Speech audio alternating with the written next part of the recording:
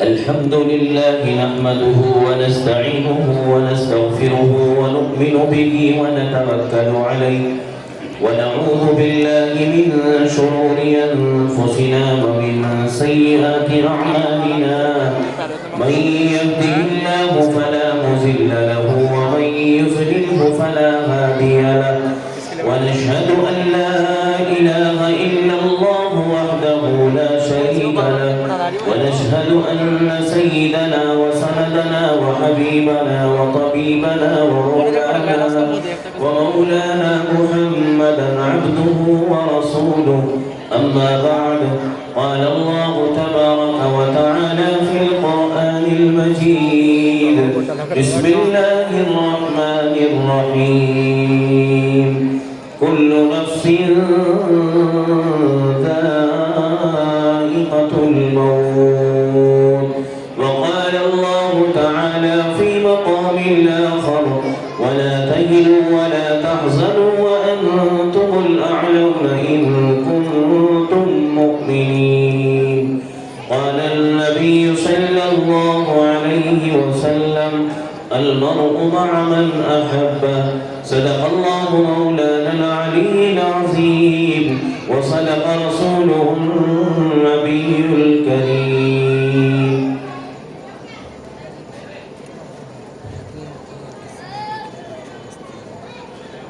Stage پر رونق افروز علماء دین معزز بزرگوں اور میرے نوجوان دینی بھائیوں، آپ حضرات کے مدرسے کا یہ سالانہ جلسہ بالکل آخری گھڑی کو پہنچ رہا ہے۔ ہر آنے والی چیز آتے آتے مجھے اور تمہیں ایک سبق اور پیغام دیتی ہے، اور ہر جانے والی چیز بھی مجھے اور آپ کو جاتے جاتے ایک پیغام سنا دیتی ہے۔ اسی پیغام کو انسان اپنی زندگی میں بھول جاتا ہے تو اس کے قدم ڈگمگانے لگتے ہیں، اس کے قدم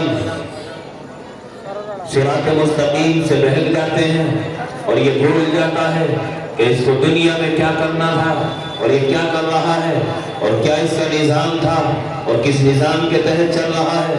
میرے نوجوانوں، میں آپ کے لیے کوئی نیا آدمی نہیں۔ بارہا ہر سال قاری محمد شرافت صاحب کی دعوت پر اس جلسے کی نسبت آپ سے ملاقات کا شرف حاصل ہو جاتا ہے۔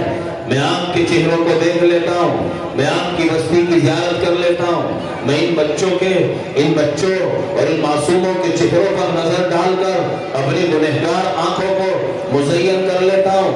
یہ میری قوم کی بچیاں جن کو ابھی دوپٹے سے نوازا گیا، یہ میری قوم کی بچیاں جن کو ابھی دوپٹہ دے کر مدرسے کا نصاب جو انہوں نے حاصل کیا ہے، جو ایک تعلیمی نصاب مدرسے نے بنایا ہے، ان بچیوں نے اس نصاب کو اپنے دل میں بٹھایا ہے اور اس نصاب کو پڑھ کر یہ عزت کی چادر حاصل کی ہے۔ اے خدا، میری ان بچیوں کی عزت کو سلامت رکھنا، ان کے سر پر ڈالے والے دوپٹے کو ان کی عزت کا تاج بنا دینا۔ ان حافظ قرآن کے سروں پر جو یہ دستار سجی ہے، یہ آقا نامدار محمد رسول اللہ صلی اللہ علیہ وسلم کے فرمان کے مطابق کہ یہ دنیاوی اسٹیج کہ جن کے اوپر حافظ قرآن کو اعجازی طور پر یہ سفید کپڑا سر پر باندھ کر ساری دنیا کو دکھایا جاتا ہے، ساری دنیا اس سے واقف ہے، مسلمان جانتا ہے، اہل ایمان جانتا ہے، اہل قرآن جانتا ہے کہ ان کے سر پر کپڑا کیوں باندھا جا رہا ہے۔ ان کو سفید کپڑا پہنا کر، ان کے سر پر پگڑی باندھ کر مجھے اور آپ کو کیا سبق لینا ہے کہ آج تو صرف مانڈھی اور آمانڈھی سے متعلق مہمان ہی موجود ہیں۔ ایک دن آنے والا ہے جو آدم سے لے کر عیسیٰ تک، عیسیٰ سے لے کے آخری پیغمبر تک 571 سال کا جو فاصلہ ہے، اس میں آنے والی تمام انسانیت اور قیامت تک جتنے لوگ آئیں گے، آخری پیغمبر کے زمانے کو بھی بڑا لمبا وقت ہو چلا، 1450 سال اس دنیا کو ایسے ہو گئے کہ کوئی نبی نہیں آیا، کوئی رسول نہیں آیا، اور قیامت تک کا جتنا وقت باقی ہے اب کوئی نبی آنے والا نہیں ہے، اب کوئی نیا پیغام آنے والا نہیں ہے۔ حضرت جبریل امین جس پیغام کو لے کر اللہ کے یہاں سے آتے تھے وہ سلسلہ اسی وقت ختم ہو چکا تھا جس وقت میں آقا نامدار محمد رسول اللہ دنیا سے پردہ فرما گئے۔ 63 سال کی عمر میں آمنہ کا در یتیم، وہ مکے اور مدینے کی گلیوں کا نور، وہ ساری دنیا کا شہنشاہ، امام کائنات، امام الانبیاء، امام الاتقیاء، امام الائمہ اور امام المرسلین جناب نبی پاک صلی اللہ علیہ وسلم جب 63 سال کی عمر میں مدینے کے ایک مکان سے حجرہ عائشہ سے کوچ کرنے والے تھے، ملک الموت دروازے پر ہے، دستک دے رہی ہے، جبریل امین آپ کے پاس ہے، اللہ کے حبیب سے پوچھا جاتا ہے یا نبی اللہ، اللہ کے پاس سے بلاوا آ رہا ہے، ملک الموت آ رہا ہے، اسرائیل دروازے پر کھڑا ہے، وہ آپ کی روح کو قبض کرنے آیا ہے۔ ماضی کے مسلمانوں، اس موت کے گھوٹ سے کوئی نہیں بچ سکا، وہ اللہ کا چاہے نافرمان ہو، چاہے اللہ کا ولی بھی ہو، چاہے اللہ کا لاڈلا بھی ہو، چاہے اللہ کا پسندیدہ بندہ بھی ہو، اللہ کے لیے انسانوں میں آمنہ کے دور یتیم سے بڑھ کر کوئی محبوب نہیں ہو سکتا، اللہ کے حبیب سے بڑھ کر کوئی زیادہ پسندیدہ نہیں ہو سکتا۔ اللہ تبارک و تعالیٰ نے ابھی بچے نے جو تقریر کری تھی اس میں یہ کہا تو تھا کہ روزوں کا جب نزول ہوا تھا تو اسی زمین پر آقا موجود تھے، جب زکوٰۃ کی فرضیت آئی ہے تو آپ اسی زمین پر موجود تھے، جب آپ کے اوپر حج کو فرض کیا گیا ہے تو تب بھی پیغام آسمان سے جبریل امین کے ذریعے زمین ہی پر آیا ہے، لیکن جب نماز کا نمبر آتا ہے تو آقا کو اللہ تبارک و تعالیٰ نے عرش معلیٰ کے سامنے لے جا کر کے کھڑا کیا، اور کتنے فاصلے سے کھڑے ہیں؟ اللہ کا قرآن کہتا ہے فَكَانَ قَابَ قَوْسَيْنِ أَوْ أَدْنَىٰ، دو قوس ہوتی تھی، دھاگا بنانے والی، اٹیرن بنانے والی، پنیاں بنانے والی، اور دھاگے کی ایک گڈی سی بنائی جاتی تھی، اس کو قوس کہا جاتا ہے، یا ایک قوس کا ترجمہ وہ بھی حضرات علماء نے کیا ہے کہ جس میں تیر پھنسا کر کے پھینکا جاتا تھا، وہ دو قوس ہیں جس میں تانت بندھی ہوئی ہوتی تھی۔ اللہ فرما رہا ہے فَكَانَ قَابَ قَوْسَيْنِ أَوْ أَدْنَىٰ، میں نے اپنے حبیب کو دو قوس سے بھی کم فاصلے پر رکھا، تو پھر ایسا لگا کہ جیسے آپ بیٹھے ہیں اور یہ اسٹیج سج رہا ہے، ایک قوس کا بھی فاصلہ نہیں ہے۔ قوس وہ قوس چھوٹے کاف سے نہیں بول رہا ہوں، 1 میل کے فاصلے پر تھے، آپ سدرۃ المنتہا پر پہنچے ہیں، آپ سدرۃ المنتہا پر پہنچے، حرم محترم سے مدینہ منورہ سے پہلے، ہجرت سے پہلے آپ کو معراج میں بٹھایا گیا، آپ مکہ کی زمین سے کوچ کر رہے ہیں، مدینے کی وادی سے بھی نکلے ہیں، مسجد اقصیٰ سے بھی نکلے ہیں، مسجد اقصیٰ میں آپ کو امام الانبیاء کا لقب حاصل ہوا، سارے نبیوں کی امامت آپ نے وہاں فرمائی، اور وہاں سے آسمانوں کا سفر کیا، مکے سے مدینہ، مدینے سے یثرب سے نکل کر مسجد اقصیٰ، اور جتنے بھی درمیان میں وادیاں پڑی ہیں سب میں آپ کے رفیق سبب حضرت جبریل امین رہے ہیں۔ اور مسجد اقصیٰ سے جب آپ کو ایک نورانی سیڑھی اتار کر آسمانوں پر لے جایا گیا، جبریل امین تب بھی ساتھ ہیں، پہلے دروازے پر جب پہلے آسمان پر پہنچے ہیں حضرت جبریل امین نے دروازہ کھلوایا ہے اور آپ آسمان پر گئے ہیں، دوسرے آسمان پر بھی سارے آسمان آپ نے پار کیے ہیں، ایک جگہ آتی ہے جس کو میں اور آپ سدرۃ المنتہا کہتے ہیں، وہ کون سی جگہ ہے؟ وہ جبریل امین جیسے فرشتے کا اسٹاپ ہے، وہ آپ کا اسٹاپ ہے، اس سے آگے جب سے آدم علیہ السلام دنیا میں آئے ہیں اور اس دنیا میں اللہ کے پیغام کے آنے کا سلسلہ جاری ہوا ہے، آج تک جبریل امین سدرۃ المنتہا پر ہی جاتے ہیں اور وہیں سے واپس ہو جاتے ہیں، آگے کی رسائی نہیں ہوتی۔ آمنہ کا دودھ یتیم جناب نبی پاک صلی اللہ علیہ وسلم جب جبریل امین کے ساتھ ہے سدرۃ المنتہا پر پہنچ جاتے ہیں، جبرائیل ٹھہر جاتے ہیں اور اشارہ کرتے ہیں کہ آقا چلے جائیے، اللہ آپ کو آپ کی ملاقات کا مشتاق ہے، اللہ آپ کو بلا رہا ہے۔ حضرت جبریل امین کی طرف آقا نے دیکھ کر فرمایا جبرائیل زمین سے ساتھ چلے ہو، آسمانوں پر ساتھ رہے ہو، سدرۃ المنتہا پر آ کر اپنے رفیق سفر کا ساتھ چھوڑ رہے ہو، یہ کون سا انصاف ہے؟ نئی جگہ آ کر کے دو، کوئی راستہ بتانے والا ہونا چاہیے، اور آپ یہاں آ کر میرا راستہ چھوڑ رہے ہیں اور آپ ساتھ چھوڑ رہے ہیں۔ حضرت جبریل امین نے فرمایا اے اللہ کے پیغمبر، آج تک حضرت آدم سے لے کر عیسیٰ تک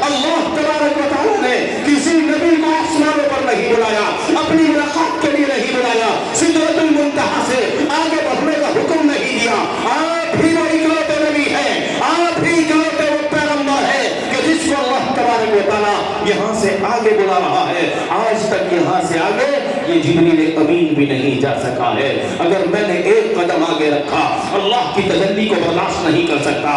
اللہ کی تجلی کی وجہ سے میرے پر جل جائیں گے, میرے پر تاب نہیں لا سکیں گے. میں اللہ کی تجلی کو برداشت نہیں کر سکتا. آمنہ کا تو یہ یتیم ہے جو سدرۃ المنتہا سے بڑھ کر اللہ کے سامنے جا رہا ہے. اللہ کے حبیب صلی اللہ علیہ وسلم عرش اللہ کے بالکل نزدیک ہے. فکان قاب قوسین او ادنیٰ, تو اتنا مقام پانے والا, اتنا رتبہ پانے والا کہ جو چیز اللہ نے تمام نبیوں کو نہ دی ہو اپنے محبوب صلی اللہ علیہ وسلم کو دی ہو, لیکن موت سے حضور پاک صلی اللہ علیہ وسلم بھی نہیں بچ سکے. ملک الموت آیا ہے. کون روح کو قبض کرتا ہے؟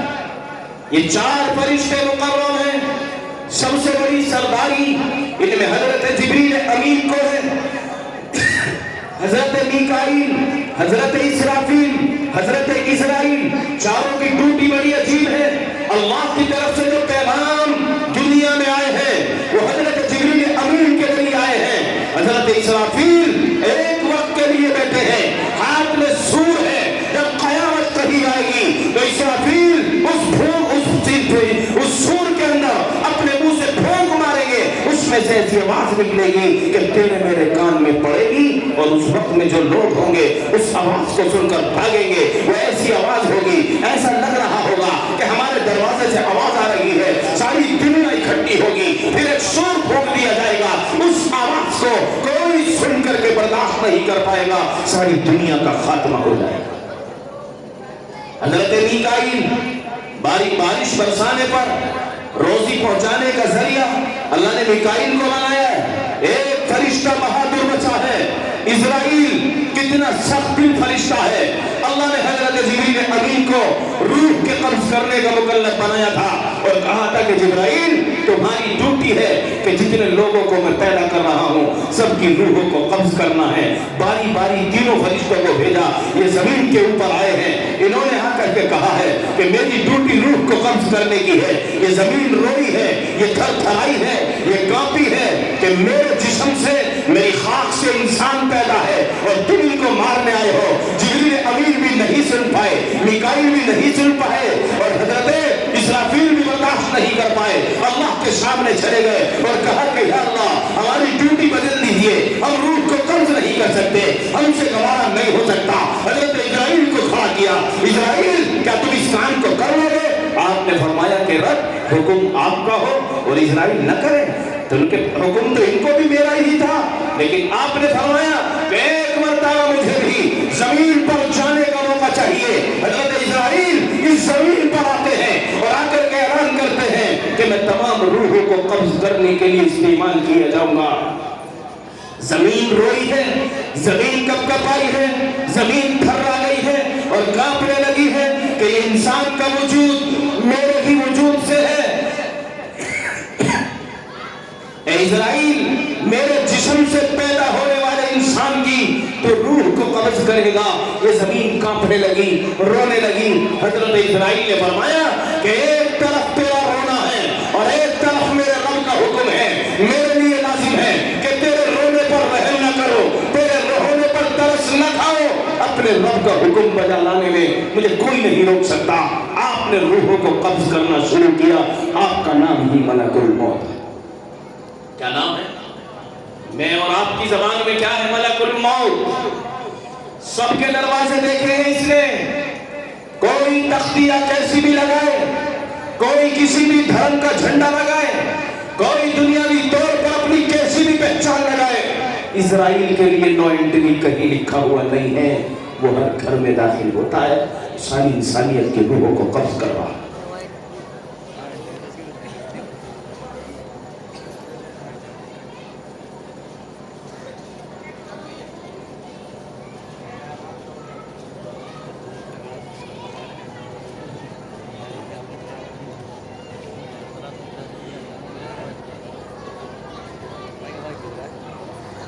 اس لیے اس نے تمہارا ہمارا دروازہ بھی دیکھا. ہے کوئی ایسا جس کا دروازہ نہ دیکھا ہو ملک الموت نے؟ سب کا دیکھ رکھا ہے. وہ راستے بھی معلوم نہیں کرتا, उसे पूछना ही नहीं पड़ता कौन सा महल्ला किसका है, उसे पूछना ही ना पड़ता कौन सा घर का मालिक क्या नाम है, कोई परवाह नहीं है, कोई एड्रेस की जरूरत नहीं है। ये जो नौजवान खड़े हैं दर जगह खाली, मस्जिद अभी खाली है। जितने लोग हर साल जलसे में नजर आते थे पूरे भरे हुए, अभी इतने लोग नहीं नजर आ गए। अंदर से मस्जिद का हिस्सा खाली है, अभी ये भी खाली है, जरा सा मिल जाए जगह बना। जितने लोग पीछे से आ रहे हैं दुआ में शरीक होने के लिए, ये जगह फुल कर ले। जो भी उठ के चले गए वो पीछे बैठ जाएंगे, कोई बात नहीं, आगे को मिल के बैठ। इसलिए मेरे भाइयों, एक ने इस तालिब इल्म से सवाल किया था कि रूह को कब्ज करने वाला एक ही फरिश्ता है जो हर दरवाजे पर जाता है और सबकी रूह को कब्ज कर रहा है। ये नक्शा समझ में नहीं आता। मांडी का कोई नौजवान खड़ा हो और कहे कि हम घड़ी हाथ में लेते हैं और मोबाइल कान से लगाते हैं, एक ही लम्हे में दूसरे मुल्क में भी न जाने कितनी मौतें हो रही हैं, इस मुल्क में भी उसी मिनट और सेकंड और घड़ी में मौत हो रही है, दूसरे मुल्कों में भी मौत हो रही है। 57 मुल्क तो मुसलमानों के ही हैं और इससे भी बढ़कर न जाने कितने मुल्क गैरों के हैं, सारे मुल्कों में मौत हो रही है। तो कोई नौजवान ये पूछे, कोई बुजुर्ग ये पूछे, कोई बच्चा ये पूछे कि रूह को कब्ज करने वाला अकेला फरिश्ता है और सारी दुनिया में एक ही वक्त में लोग मर रहे हैं, तो वो अकेला कहां कहां जाता है? कौन सी सवारी है उसकी? एक मिनट में यहाँ है और बल्कि उसी मिनट में यहाँ भी है, उसी मिनट में पाकिस्तान में भी है, उसी मिनट में सऊदी अरब में भी है, उसी मिनट में राजस्थान में भी है, उसी मिनट में पंजाब में भी है, उसी वक्त में वहाँ किसी औरत की मौत हो रही है, किसी मर्द की मौत हो रही है, कोई बच्चा मर रहा है, किसी हॉस्पिटल में कोई मरीज चलता आ रहा था उसका दम निकल रहा है। तो ये मारने का सिस्टम समझ में नहीं आ रहा। रूह को कब्ज करने वाला अकेला मलकुल मौत है। फिर ये अपनी अपनी जगह पे जो लोग मर रहे हैं, इनको क्या ये मलकुल मौत दूसरे फरिश्तों से मरवा रहा है? एक सोच है, एक बात आती है जहन। लेकिन हुजूर पाक सल्लल्लाहु अलैहि वसल्लम जब मेराज में गए हैं तो एक फरिश्ता बैठा है जिसका नाम मलकुल मौत भी है, जो हज़रत इस्राईल है। उनके हाथ में एक तख्ती है जिसकी चौड़ाई मेरे बच्चों के लिखने वाली तख्ती के बराबर समझिए, मेरे बच्चों के हाथ में लिखे जाने वाली तख्ती के बराबर उस तख्ती को समझ लीजिए। अल्लाह के हबीब वहां से गुजरे हैं, हज़रत जिब्राइल साहब हैं, वो अपनी ड्यूटी पर इतना मामूर है, अल्लाह की तरफ से इतना पाबंद है कि जिब्राइल भी जा रहे हैं, इमामुल अंबिया भी जा रहे हैं, लेकिन ये चेहरा नहीं उठा था। हज़रत जिब्राइल ने फरमाया कि इस्राईल क्या तुम्हें दिखा नहीं? इमामुल अंबिया आए हैं, इमामुल अंबिया निकल रहे हैं, मुहम्मद रसूलुल्लाह आए हैं, आमना के दूल्हे यतीम आए हैं और आपने वेलकम नहीं कहा, आपने सलाम नहीं कहा। हज़रत इस्राईल ने कहा कि मेरी ड्यूटी ऐसी है कि मुझे नजर उठाने की भी फुर्सत नहीं होती, मैं अपनी तख्ती पर नजर डाल रहा हूँ, मेरा ये काम है कि तमाम दुनिया के जिस्मों से रूह को कब्ज करना मेरा काम है, मैं इसलिए अपनी ड्यूटी पर मामूर हूँ। जब हज़रत जिब्राइल ने तारुफ कराया है इमामुल अंबिया का, तो आपने सलामती दी है, आप खड़े हो गए और मरहबा कह करके सलाम दुआ की है और फरमाया कि क्या अल्लाह ने आपको यहाँ बुलाया है? कि हाँ, अल्लाह ने अपने हबीब को जन्नत और जहन्नम के दीदार के लिए, अपने दीदार के लिए अर्श के सामने खड़ा कर कर कुछ राज की बातें करने के लिए आका को बुलाया है। हज़रत जिब्राइल अलैहिस्सलातु वस्सलाम ने ये चंद बातें की हैं और आगे की तरफ रास्ता इख्तियार किया। अल्लाह के हबीब ने फरमाया कि जिब्राइल ये तो बताओ कि ये जो हाथ में इसके तख्ती है ये क्या है? अरे रूहानी तौर पर वहां दरख्त लग रहा है जो आज रात को तमाम मिंबरों से आवाज लगाई जाएगी, हर खतीब अपनी तकरीर में इसको कहेगा कि सारे साल में जितनों की मौत होनी थी वो पैगाम अल्लाह तबारक व तआला आज जारी कर देगा। ये शाबान की 14 तारीख है जो आपको वक्त आने से पहले ही हज़रत कारी शराफत साहब की मोहब्बत और हमदर्दी से आपको ये बात दिन में ही आ गई और आपके गोशे गुजार की जा रही है।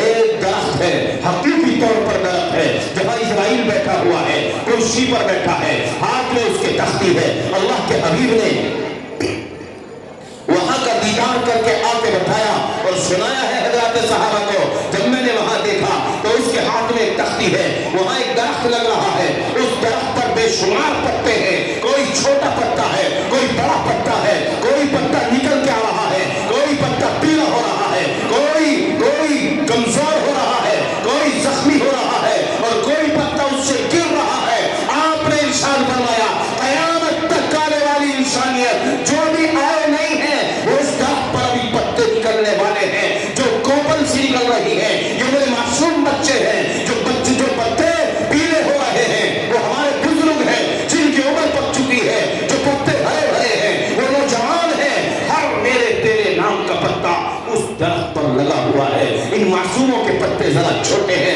ہمارے پتے ذرا بڑے ہیں، بزرگوں کے پتے ذرا کمزور ہو رہے ہیں۔ بزرگ جبھی تو کہتے ہیں کہ نہ جانے آج کس کا پتا ٹوٹ کے گر جائے گا۔ وہ ٹوٹنے والی رات کون سی ہے؟ وہ آج ہی ہے۔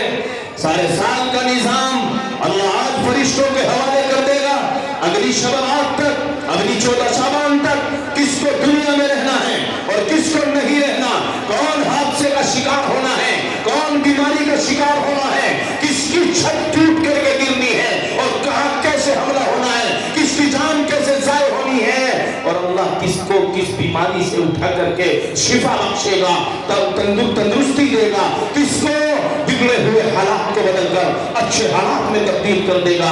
یہ نظام آج قائم ہونا ہے اور یہ پورے سال کا بجٹ آج تیار ہونا ہے۔ یہ مبارک تاریخ ہے جس تاریخ میں آپ یہاں بیٹھے ہیں، سالانہ جلسہ بھی ہے، مبارک مہینہ بھی ہے۔